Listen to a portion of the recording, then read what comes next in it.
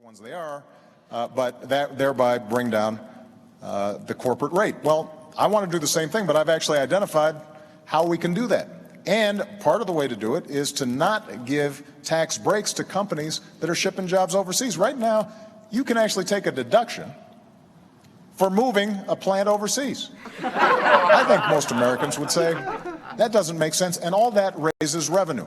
And so if we take a balanced approach, what that then allows us to do is also to help young people, the way we already have during my administration, make sure that they can afford to go to college.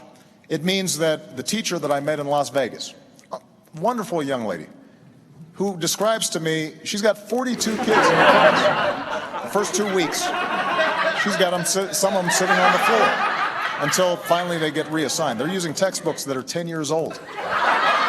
That is not a recipe for growth. That's not how America was built. And so budgets reflect choices. Ultimately, we're going to have to make some decisions.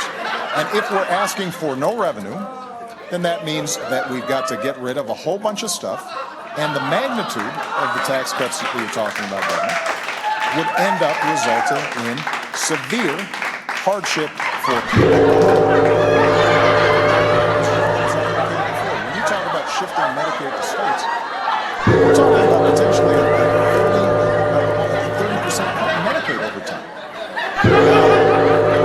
That may not seem like a big deal when it just is numbers on a sheet of paper. But if we're talking about a family who's got an autistic kid and is depending on that Medicaid, that's a big problem. And